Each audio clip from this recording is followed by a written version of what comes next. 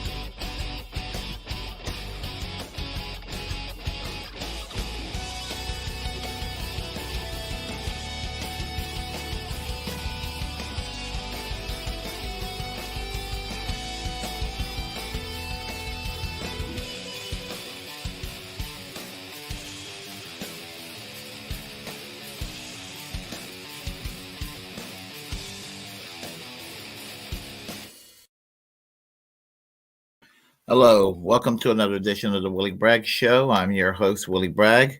And before we get started, just hit that like button. It helps with the algorithms. Go ahead and subscribe and hit that notification bell here on YouTube and follow me on Twitch. Likewise, please do follow me also on Facebook and Twitter. All will be well. I hope you're all doing well today. And what I want to discuss, because I know from once a year now, seems like from I would say probably December. I think this is going to be an ongoing tradition in the online left ecosystem from roughly December to maybe early February every year from now on. We're going to start, and myself included, we're going to start talking about forced to vote, whether that was the right thing to do or not. And of course, I'm correct. It was the right thing to do that they failed in doing. We missed an opportunity, in my view, to do forced to vote. But you know my position already on that. So what I want to do right now, I want to talk about what I consider maybe would be a new form of forced to vote in a different way. But what I want to do, I want to sort of go back in time a little bit before this whole forced to vote thing that kind of tore into the online left ecosystems and left a lot of bad blood. And in my view, still unnecessarily left a lot of bad blood. Marianne Williamson ran as the 2020 candidate in the Democratic primaries for president. She ran in the primaries, and of course, she didn't do well. And I would say largely for the same reason that Bernie Sanders and Tulsi Gabbard didn't do well, or Mike Gravel didn't do well. I mean, I always felt like it was kind of rigged, and just big money, media, the establishment, they do not like an alternative voice kind of rocking the boat. And that's what I think happened. And she was one of the people that they try to silence, in my view. And so anyway, she is thinking about running for president again. Now, in 2020, I mean, she did vote for Biden in the election, but when she dropped out, she endorsed Bernie Sanders. And that is causing some hope for some people that she is thinking about doing a primary challenge to Joe Biden in 2024, and that she could have some potential cred amongst them because she's obviously to the left of Joe Biden. And that is causing a lot of people who were trying to find something to hold on to after Bernie Sanders, which I kind of think, in my view, and this is nothing on her negative. And I'm not being condescending by saying this. She seems like a nice lady. Overall, I like what she has to say, probably in the 85 to 90% of what she has to say. The problem with Marianne Williamson is that she's got a few issues that I'm not comfortable with.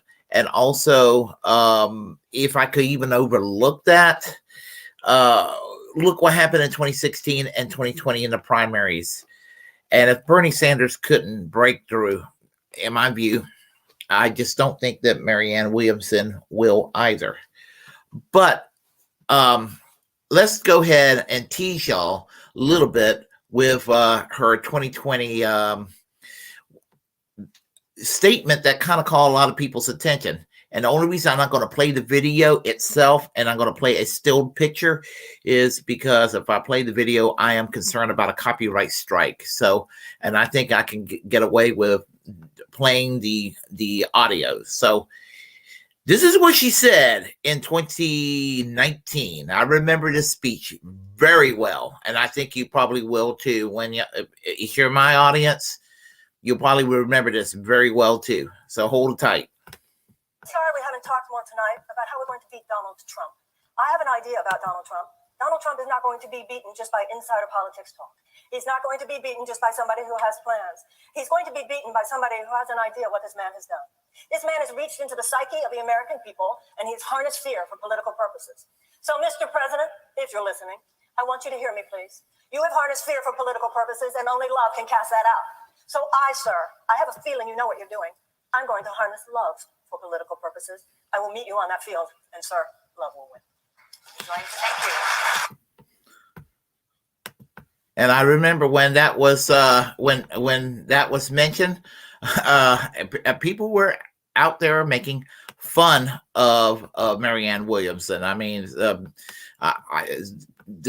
right-wing radio were making fun of her, for Christ's sake. But there was some progressives, and many normie Democrats that weren't taking her seriously. And again, I like what she had to say on various issues. Some things she was a little bit vague on. She was vague on, I mean, she seemed to hint at supporting Medicare for all, but her details were not satisfactory. The only person that was satisfactory in their response was Bernie Sanders.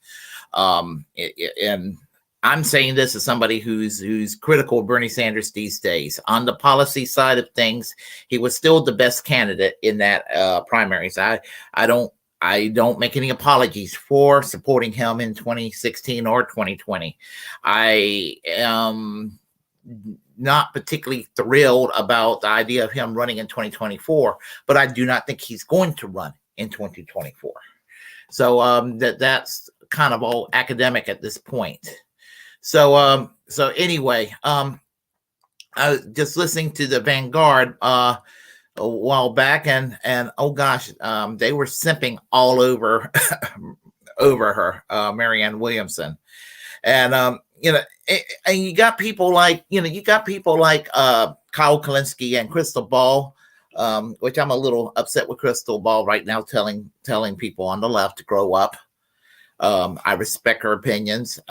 She has valid things to say. I agree with her most of the time. And profoundly agree with her most of the time.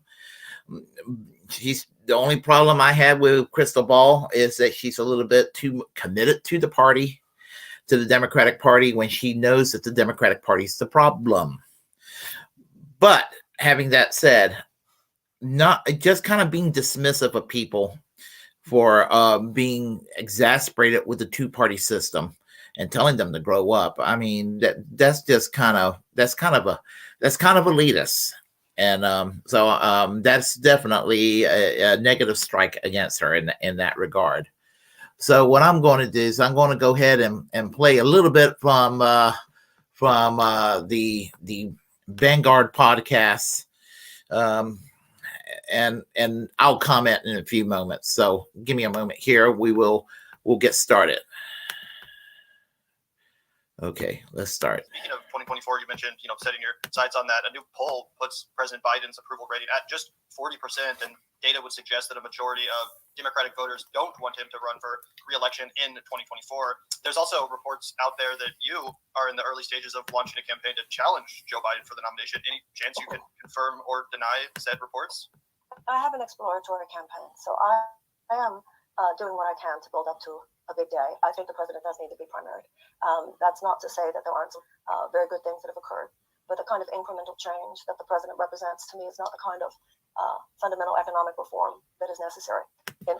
And what she just said there, regardless of where you stand on Marianne Williamson, it can be agreed that this incrementalism, and I would actually take issue of what his performance, Biden's performance, that is, being incrementalism. I wouldn't even call it that. I mean, to call it incrementalism is an insult to the term incrementalism. But I get the point she's trying to make in the context of this conversation. In order to get this country back on track. There's a lot of talk about the destruction of our democracy. All of which is very important, don't get me wrong. Destruction of our democracy through voter suppression, destruction of our democracy through undue economic influence, destruction of our democracy through election denial, etc. But I think we have to face the fact that our country, our democracy, has been wounded and has been in a destructive phase for the last 45 years. Now, that is where she is correct. Not that life was good prior to 45 years ago. But prior to 45 years ago, we were on potentially could have been on a better path than what we ended up being. And, even during the Jimmy Carter years, Jimmy Carter gets the rap, the false rap, or that he was such a liberal president and everything. And he really wasn't. And now, Jimmy Carter as an ex-president, and mentioning Jimmy Carter is relevant to this discussion here. Jimmy Carter he was not a great president. He was an awesome ex-president doing work for peace abroad, building houses for the homeless and those who have low income through Habitat for Humanity, things of that nature. And those things I can't take away from Jimmy Carter. And if I'm going to match, and he used the bully pulpit of his former presidency to pursue these things. So I do have some respect for Jimmy Carter in spite of his very, very mediocre performance as president. Although he did try to do a lukewarm fight for Medicare for all, unlike Bill Clinton, unlike Barack Obama, unlike Joe Biden, who tried their own version. Well, actually, Joe Biden didn't even do anything, But so anyway, we've been on a wrong track since the days of Ronald Reagan. And that pinpoint, and I hate to go and say it that way because it sounds very partisan, like Democrat, Republican. I hate it because both parties are very conservative. The Democratic Party is conservative. The Democratic Party is very conservative in a secular Western European context of what it means to be a conservative, with the Overton window being as flawed as it is here in the United States. And the Republican Party is way, way, way, way out in crazy land. And again, not all Republicans, but a number of them are. And so, and Democrats, they're just, even the progressive gatekeepers, what's the use to have them in there as our allies if they're going to go in there and get elected and give us all this pep talk about how they're going to raise the ruckus, like AOC says that she's going to do back in 2018. And then once they get in there, they fold their arms up and do nothing other than rah, rah, rah, Nancy Pelosi, rah, rah, rah, Hakeem Jeffries, rah, rah, rah, rah. We got to do better than that. I want more. I want more than just that. Defeating Republicans, okay, that's fine. I mean, that's low-hanging fruit. But if you're going to go and work within the Democratic Party, try to change it from within. Don't let the Democratic Party change you. You change the Democratic Party if you're going to. And then if the Democratic Party doesn't change you, don't get mad at people who says, the hell with this shit. I'm leaving the Democratic Party. I am going fully independent. I don't plan to vote for another Democrat again, not even on a part-time basis. And I have voted for a Democrat on a part-time basis over the years, or give critical support for various candidates. And I know this is more about Marianne Williamson, but I have to put context into this discussion. So I'll let them continue.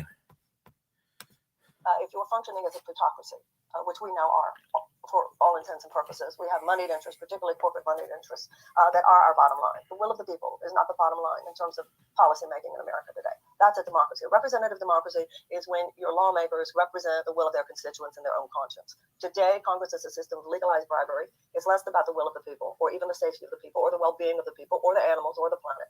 It's all about short-term profits for huge corporate entities. So that's the destruction of our democracy that we need to worry about. And that is very correct. And both parties uses the culture war to divide us all. They use the culture war to try to make us forget about the problems that faces this country. And so whether we're talking about, back in the days when I was growing up, it was like prayer in school or abortion. Well, still abortion to some to a certain point. Today is grooming, like it's happening all over the country, and any isolated case of any molestation that actually takes place is certainly one isolated case too many to make that for damn sure. But the point I'm trying to make is that both sides uses the culture war. When Democrats are weak and don't stand for anything, whether the Republican is or is not, they'll sit there and call them a racist or something like that. Only call somebody a racist when they're an actual racist. Don't call them a racist because they believe in lowering the tax bracket for this group and what have you, or supporting Reaganomics. Reaganomics suck, but advocating tax issues and fiscal policies that mirror Ronald Reagan is not a quote unquote race position. Okay.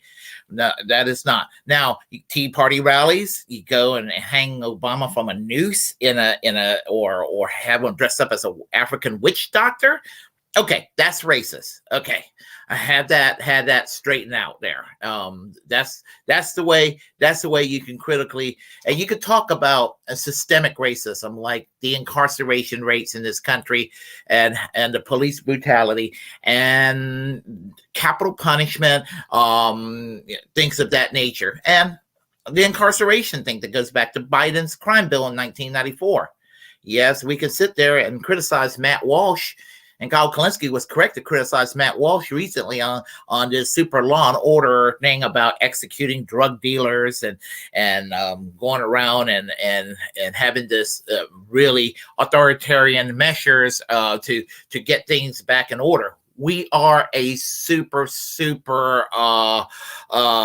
repressive society that engages in vengeance politics and council culture. So anything you can do, left, right, or center, anything you say, anything that you utter, or any little misstep in your life could ruin the rest of your life.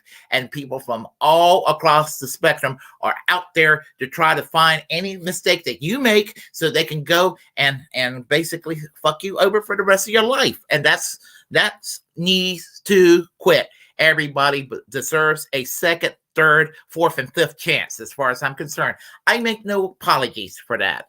I will continue. That is the ways in which our democracy has already been destroyed. Once you're a plutocracy, you're not a democracy, except in name more than not. So it's not just Biden who needs to be challenged. It's not any particular candidate who needs to be challenged. The entire neoliberal system needs to be challenged. Yes, it does. I have argued that we need I've argued a long time. I've argued we need an independent party, preferably some kind of a labor party where the trade unions and the workers and the socialists of whatever variety can go under one electoral umbrella and to face the Democrats and the Republicans. And, just as they have done in other countries, to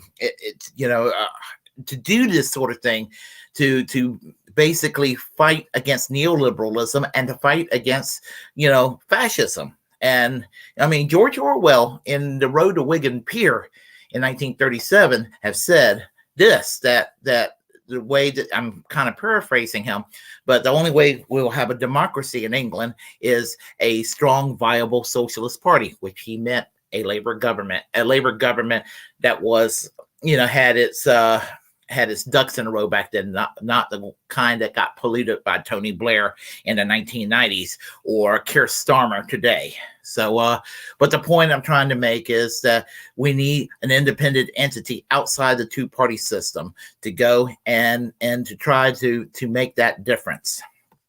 And it's going to be done through class warfare, because we have more in common with each other than the wealthy billionaire class that basically, whether they're conservative, social conservatives, or whether they're woke liberals, billionaires are billionaires, and all billionaires are scum. And they like to go and they don't even really hate each other that much. They have more contempt for the rest of us. So we need to, whatever we stand on the issues across the spectrum, we need to realize this. This 3-year aberrational check needs to be challenged, and I'm eager to articulate and effectuate that change and that disruption in any way possible. Yeah, that's so well put. And just to follow up on and kind of hone in on a specific element of that, you mentioned a few times that you believe that Biden needs to be primary, and exploring potentially doing that on your own. And as you did in 2020, you ran for president.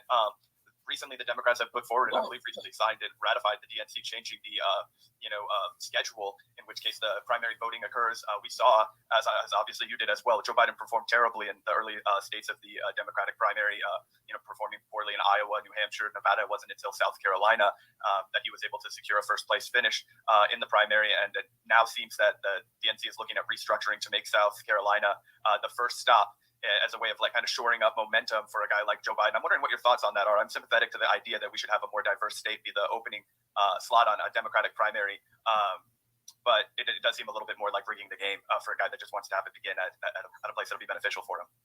Well, actually, the Democratic Party has been fucking with the primary basically since the 70s, since 1972.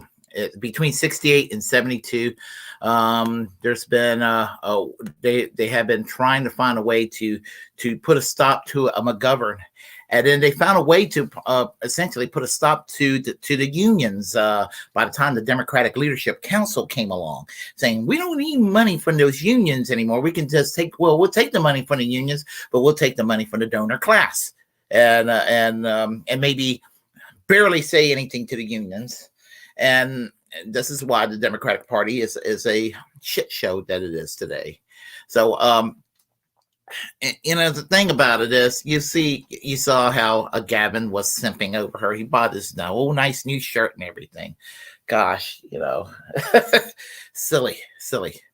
I mean, as I said, she's a nice lady. And she's kind of cool in that hippie sort of vibe, good vibe sort of way. But, she doesn't have the policies of Bernie Sanders, and Bernie Sanders got his problems. Bernie Sanders is not aggressive, and that's his problem. The empathy factor is what, Bernie Sanders just needed to be an asshole, and he just didn't have that innate instinct to be an asshole to people, and that's why he couldn't get ahead. And I've said this before, in 2020 was different in 2016, because love him or hate him, Joe Biden is not as hateful as Hillary Clinton. I mean, so he had a little more empathy for Joe Biden, his good friend Joe Biden. Hillary Clinton is shrill. She's hateful. I personally despise Hillary Clinton. I despise them all up there, but I have a special hatred toward Hillary Clinton. I totally despise that woman like there is no tomorrow. So let's go into let's go into Brianna Joy Gray and her podcast Bad Faith, with the prospects of Marianne Williamson running for president in 2024. And I'm going to play a little bit. Well, actually, this is from Revolutionary Blackout Network and their take on Brianna Joy Gray and talking about what was called the dirty break strategy. And I think that there's a misunderstanding of what Brianna Joy Gray was saying. I don't think she was lying, but I have my take on this too. So I'll go ahead and play that clip from Revolutionary Blackout Network, and I'll share my thoughts as well. Hold on tight for a moment. Momentarily here. Here we go.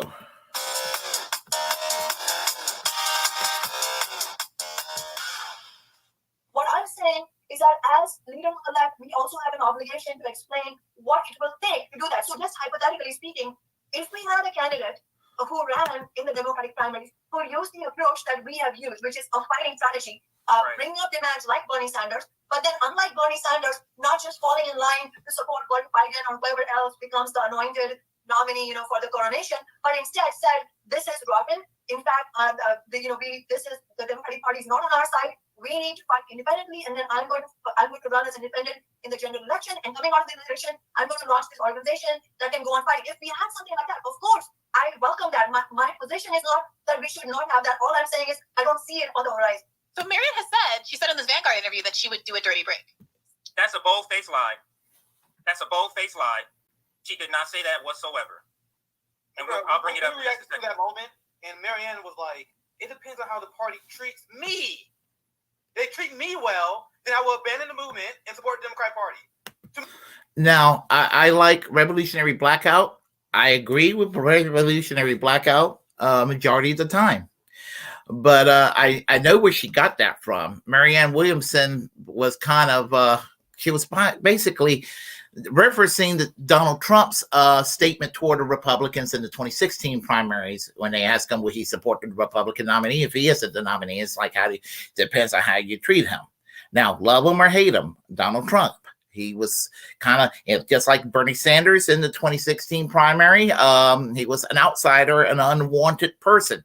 We got to remember that Donald Trump, before this MAGA movement, some of the people who called themselves MAGA today, some of them, there was a lot of them that hated Donald Trump, and some of them are barely put up with him because he did the tax break thing and everything. But now that Ron DeSantis is a rising star, a lot of them are flocking over to Ron DeSantis, and it's going to be an interesting primary battle. So, but the point is, I mean, I think that she was telling the truth. Brianna Joy Gray, she was telling the truth, but she, it's all about perspective. It is all about perspective. So anyway, I just think it's a misunderstanding. So we'll continue. When I reacted to that moment, that was our last live stream. I literally said that was one of the worst answers she could have gave. Literally one of the worst answers she possibly gave about that. He said, "It's the Democrat Party that we know is corrupt, that we know is imperialist, that we know is capitalist, that we know is horrible on human life. If they just nice to me, then I'll tell you vote for them." You guys see it's about her instead of the movement? That was her answer, which I thought was atrocious. Let's continue. Yeah. She said, they asked her that question specifically, and she said that when Donald Trump was asked that in the context of the 2016 Republican primary, he said, whether or not you were going to support the eventual nominee, he says, it depends on how you treat me. And left that threat looming in the air. You see how that's a Trumpian answer? Which is a move that we, like, strategy-wise, we need that. But he did, like, I don't give a fuck about any ideas. That was Trump. He didn't give a fuck about ideas. He wanted to be president. So for him, it was like, it's depending on how you treat me. I don't give a fuck about taking this whole shit. Then we don't need that energy on the left. Like, it's about you. You do what's best for the movement, even if it means you lose your DC contact. Well, that's just the thing right there. Being vague. I think that when Marianne Williamson was being vague, and I'm going to defend her for just a quick second, I think that when she was being vague, she wants to have a national audience. to have the ideas. If she basically told the establishment, no, fuck y'all, I'm going to go and do third party if I don't get the nomination. I'm going to just take my toys and run. They're going to make damn sure that she's not going to be able to speak. She needs to get on that platform. And that if one must do this, she needs to get on that platform. Now, as I said, I'm agnostic on Marianne Williamson. I think she's a nice lady, and I think she's got some nice ideas. It's a little bit on the hippy dippy side, but crystals and all that. That's not me. I'm a traditional blue collar style lefty, but hey, that's okay. Point is that's kind of her approach. But my problem with Marianne Williamson is that I do doubt that she would use the dirty strategy, the dirty break strategy. It's kind of like the AOC and company not using force to vote. I would say, if you're going to do it, you be sneaky about it, and then you got enough people that heard you, then you say, well, fuck off. I'm going to go and do my own party. Bernie Sanders should have done it in 2016. He probably should have done it in 2020. And I would say that Marianne Williamson is going to do this. That's what she should do. I personally say if you're going to fight in the Democratic Party, do it. Do it as a dirty break. Yes. I mean, do it, whether you tell the Democrats overtly or not. Have it in your mind to do a dirty break if you're going to do it. But if you're going to go into a Democratic primary as a progressive to fight the good fight in there, and then say, well, and after the Democrats defeat the progressives, then they will be like, well, okay, well, we'll support you anyway. And then you get interviewed these defeated folks that say, yeah, oh yes, they're so awesome, and we're going to really support this person, and it really is disingenuous. I mean, it's really disingenuous. I remember having people telling me to vote for Hillary Clinton in 2016. Vote for Hillary. Bernie Sanders will want you to vote for Hillary Clinton. I'm like, well, that's where I part ways with Bernie Sanders, because I would not vote for Bernie Sanders, and I did not vote for Bernie Sanders. And I did not vote for Hillary Clinton. I will not vote for Hillary Clinton. I did not vote for Hillary Clinton. I will not vote for Hillary Clinton. I did vote for Bernie in the primaries in 2016 and 2020, and that's fine. If I lived in Vermont, I would be still happy to vote for him for re-election for U.S. Senator. But having all that said, I don't think he needs to run in 2024 for president. And honestly, probably Shama Sawant's worker strike back is probably the best strategy as far as trying to build a militant labor movement. And that's what we got. We don't need Democrats and Republicans. We need ourselves. They're not going to save us. I mean, and I'm almost sounding libertarian saying this, but only we are the change that's going to happen by us, all of us working together. We don't need them. We need to stop being dependent on the two-party system. We need to go and build on our own. And something can give.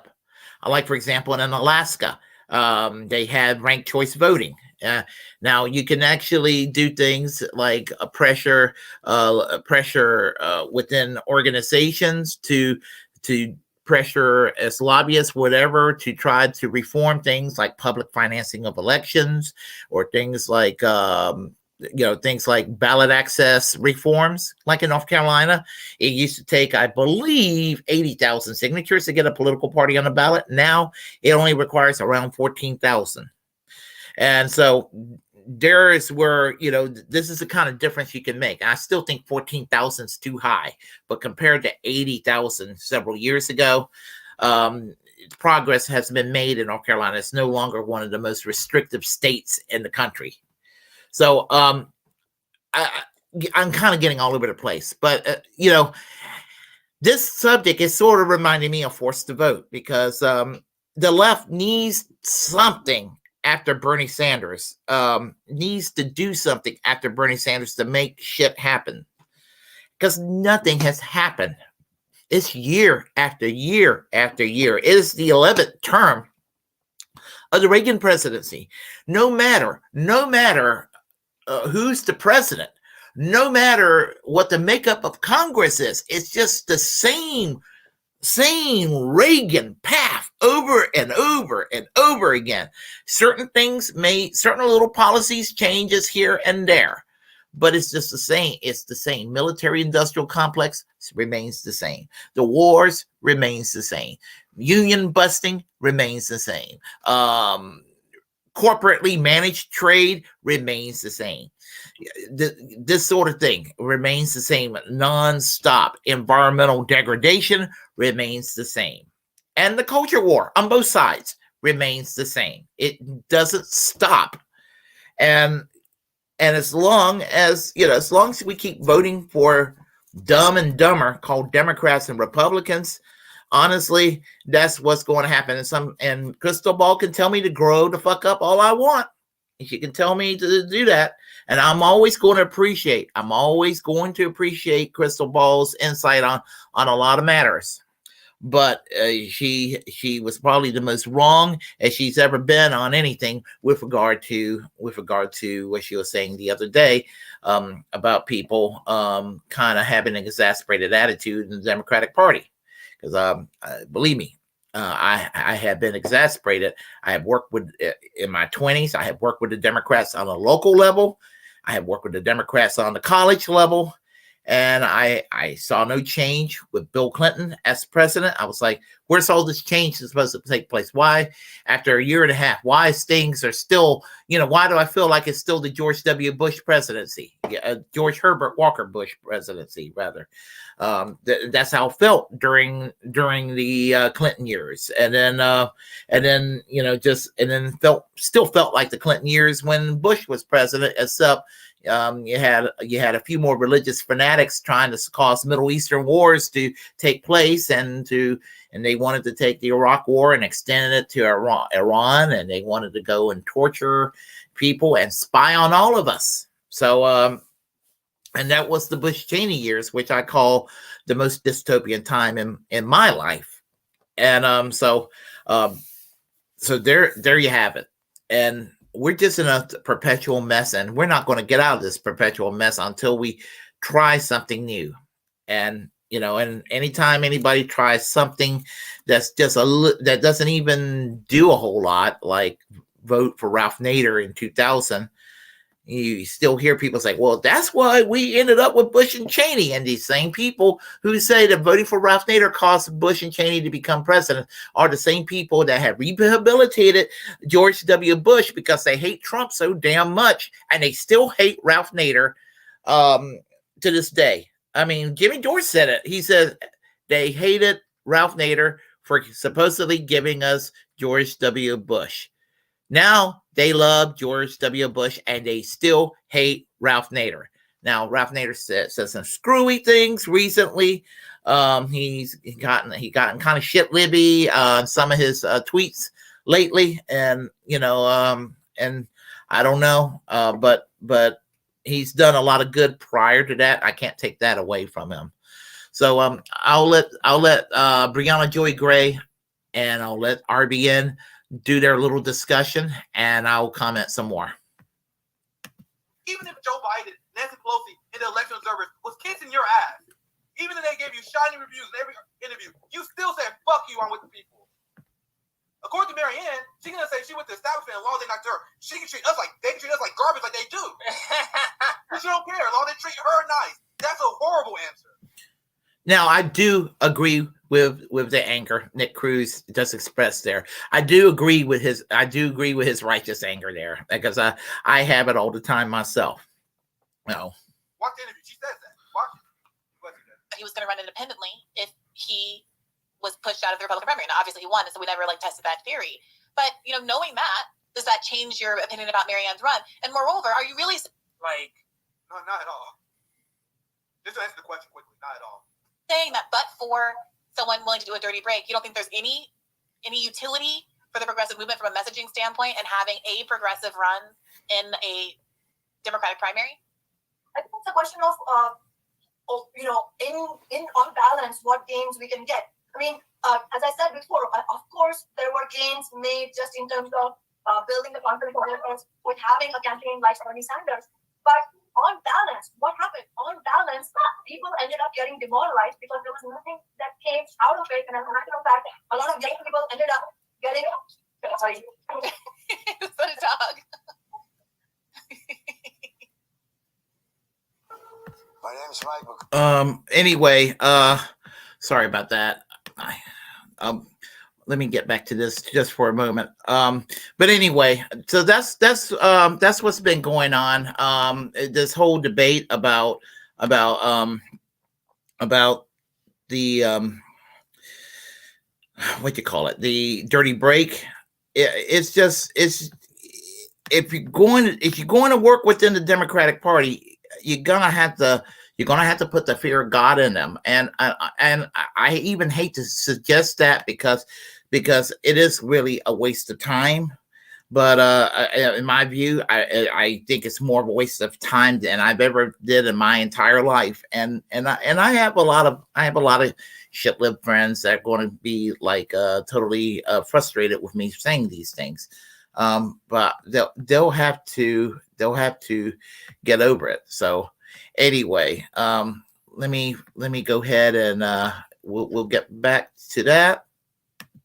There we go. All right, let me do this. All right. Oh, I think She comes back. She comes back in a few minutes, so but we can let them listen to what they say. Okay. No, go ahead, Emily. After you, please. Oh, yeah, no, I was just saying, I actually am pretty big on the idea that, maybe we shouldn't run in the presidency as far as progressive. Didn't she say something completely opposite earlier? Now she's saying maybe we shouldn't run. Wasn't she saying Biden shouldn't run and we should get Marianne? Maybe I'm wrong. So I'll be nice here. Let's just say Shama Sawan was so persuasive that she went from saying that she hoped Joe Biden don't want to like shit. Maybe fuck the presidency. I'll give Shama a prop for that. Maybe she just fucking did a fraudulent slip and forgot the messaging that she's giving because Shama was so influential. So let's continue. Are concerned. I mean, I do see your point, Ree, about like doing it just to like push the way Bernie did in 2016. Like he shifted the entire conversation of the way we talk about every single piece of policy. But one of the things that really annoyed me about 2020 was that when the establishment Dems pulled the tricks that they pulled to get Bernie out the way, the entire progressive movement was like, oh, we gotta help Biden now. And I just didn't understand why. Yeah, I was very angry about that. I was very angry, and I voted for Howie Hawkins in response. And I would do it again and again and again. Same thing with Joe Stein. I would do it again and again and again. And I'm proud to say I have voted independent, a third party, for president for almost 30 years now. And I think that I will do that to the day I die. When there were plenty of progressives running on the state, local, and in congressional races, we could have taken our stuff and said, oh, you stabbed us in the back. Well, best of luck. You guys have all the money in the world. You have all the consultants in the world. We're going to go and we're going to focus on our people down ballot. And I think we would have done a much better job. And now, granted, I have no hope in establishment Democrats being able to do things well, right? So it really would have been. I have no hope of this strategy working, but I'm going to advocate for it because I don't give a fuck. That's what I heard. I have no hope in anything. This is why I'm not voting in the two-party system anymore. I have lost all hope in the two-party system. Now, in the podcast the other day with Jamar Jabari and Thomas Salisbury I had on Monday, I said that I will continue to discuss party politics within the two-party system, and if people within the two-party system do things that are noteworthy praise, when back in the day when Rand Paul and Bernie Sanders were trying to put a stop to weapon sales to Saudi Arabia, for example, that sort of thing, that's a wonderful thing. That's a wonderful thing when it happens. And I will never go and denounce such a tactic. And so that's an example of people within, Bernie Sanders is an independent. And I guess in a roundabout way, Rand Paul is. In a roundabout way. I mean, he's got an R in his name, but I mean, he is a little more, he is kind of libertarian, and he doesn't buck the party more than the others in that caucus. He's not Mitch McConnell. I will say that about Rand Paul. But getting back to what I was saying, so when they do something that's worthy, I will go and commend them. But I know most of the time, the average Democrat and the average Republican are going to go and sell us a bill of goods and screw us over in every chance they can get. I mean, that's what they call a Tuesday. I mean, it's just what they do. I mean, unfortunately, and I don't have any hopes in the two-party system. And sometimes I've even thought about boycotting elections altogether. Like, I will remain registered as a voter because I can always vote for a referendum or a bond or an amendment in the Constitution of North Carolina that would expand a right, or vote against something that will take away a right, or something like that. Referendum, let's say in North Carolina, there's a referendum to enact Medicare for all. I know that's never going to happen in this state, but I'm just giving you for an instance. Sure, I'm going to go and make it to the ballot and a ballot box. I will vote for such a measure, but I don't know when I have these horrible candidates facing each other. I'm not excited about the average Democrat and Republican that runs against each other in these elections. I'm just not. So, and that's where I stand on that. So, but to be delusional about the Democratic Party to this day, honestly, I wish that the two parties could fracture. I really do. I wish that the two-party system could break apart. I really wish that they could break apart, because it really needs to break apart. I hope this works. But what the fuck? What the fuck? Continue. What the fuck? A toss-up there, right? But we would have had a lot more progressives down ballot, and I have no idea. Well, actually, I do know why. I mean, it brought forward a lot of money. It brought. I was down there and said, yeah, we would have more progressives down ballot. I don't understand. I don't get the logic. It's you did me wrong, so let me go vote for other Democrats that are at different offices. That's what she's saying. We're gonna help you win your election. They'll show you. You'll never. Yeah. I'm gonna vote for your Senate candidate. Yes, like I used to do things like that, the part-time Democrat thing. Like, for example, in 1996, I voted for Ralph Nader for president, and I voted for Governor Jim Hunt in North Carolina for governor, which he was, he was a corporate Democrat, but it was just like Richard Petty was the Republican candidate. I think he was the Republican running against him in that election. As an example. And that's the kind of thing that I have to stop doing. And I said to myself, by 2016, I said to myself, I would never vote for even a corporate Democrat. That's a lesser evil in isolated incidences again. To each is their own. Let 1,000 flowers bloom, as the saying goes. But it's just something I can't do anymore. As long as we have two conservative parties, and as long as the left is locked out of the system, and that's really what the crux of this is all about. They have it so where the left is locked out. It's been this way since the 1930s. Yes, since the 1930s, the left has been able to win some victories over the years. We were able to have a New Deal in the 1930s. We were able to have civil rights by the 60s and 70s. We were able to get gay marriage in the last decade. We were able to do these things. We're able to do these things, but what needs to be done is to allow people to think about this, that voting for these politicians, these candidates, is not what's going to bring us to this, because it's kind of like if we rely strictly on voting, if the people during those days rely strictly on voting to vote their way into to justice, they would have never had that justice to begin with. It took grassroots pressure, and we don't have what it takes for the grassroots pressure. The left the left may be a little stronger now than it was 20 years ago, 30 years ago, but the left is still relatively weak in comparison to the rest of the many countries around the world. And until we can fix the mindset and spread the word and talk to people and let them know that the labor movement, and let them know things of this nature is the way you can fight for justice. And it's not about what color your skin is. Not about who you marry, as far as as far as sexual orientation is concerned. It's not about these things.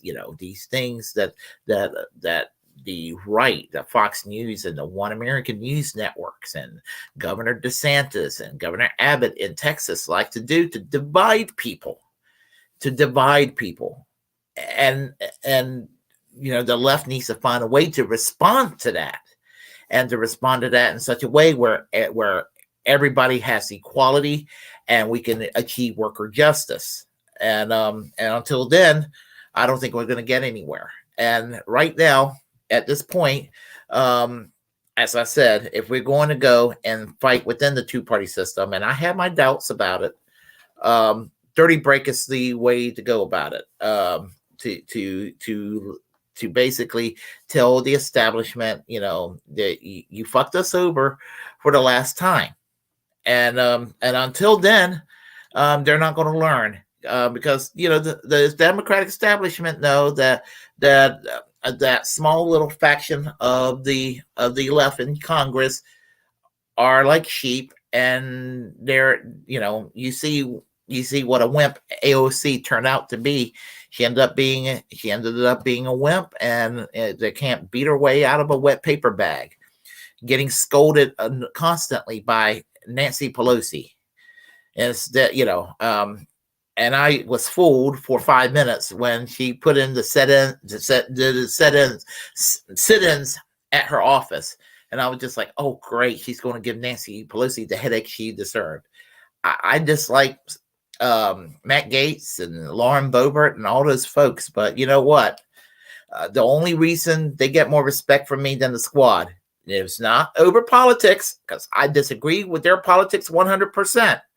But the only reason I respect them because they took that strategy of force the vote and they usurped it for themselves. Something that the squad should have done. They studied the left and they learned from the mistakes of the left, and they did it for themselves to advance their agenda, and it worked for them.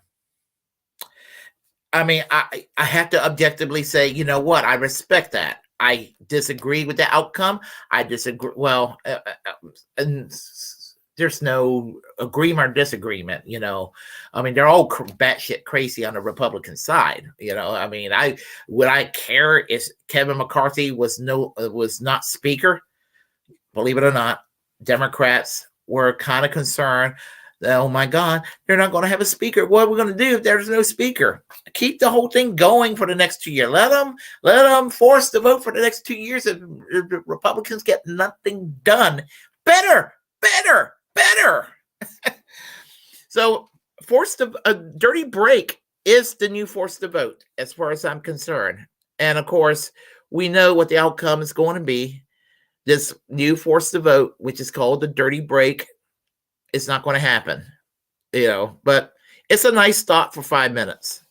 So anyway, here on the chat line, we have Yankee Tanky. Hey, it's been a while. How are you doing? It's been a while. Hope you're doing well. Let's see. They are conservative for sure. Both parties are. Hot Retarded Chicks. Hey, how are you today? It's always great seeing you. Let's see here. Hey, the Gemini 93. How are you today? Let's see. Yep, that's what I've been saying. Yep, I think we're all of the same mind of what's going on here. So anyway, as I said, I think there's a misunderstanding going on. And even with the Vanguard, I'm not exactly the biggest fan of the Vanguard. I mean, some takes are okay. I mean, I'd rather listen to the Vanguard than to listen to the Young Turks or Sam Cedar, but you know, they do have some shit libby takes at times. But you know, but they're not the worst of the worst, but you know, there's better podcasters out there than the Vanguard, for sure. You know, I mean, I take them over Bosch or Dylan Burns any day, for example. Now that's really cringe territory. I will argue, especially with Dylan Burns, I will argue that's even worse than the Young Turks and Sam Cedar, as you can imagine.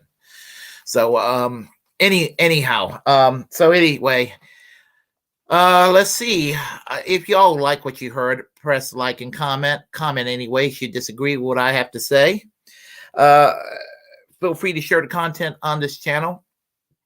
As a First Amendment absolutist, it's my duty to inform you to create your own platform and utilize it, because we are, in fact, the muckrakers of our time. This is what subscribe to this channel here on YouTube. Hit the subscribe button, hit the notification bell. Follow me on Twitter, Twitch, and Facebook. And just a quick announcement. When I sign off here in probably maybe in about 30 minutes, I will do another video. And I am going to do a video on Brianna Joy Gray and Bosch. Their little debate from half a week ago, and give y'all my take on that. Probably most people know my opinion on Brianna Joy Gray, and people know my opinion on Bosch. So anyway, it was, you know, just kind of it was kind of interesting listening to that, and I will go share my insights about that as well. So anyway, as I said, I'm gonna sign off right now. So just always reject corporate media, and always seek a second opinion. And sometimes, if you need to get a second opinion, get 22 opinions if you need to. And until next time, probably in about an hour or so, you'll probably see me do another video. I got some editing to do right now. So y'all take care, and I'll see y'all in a little bit. Take it easy.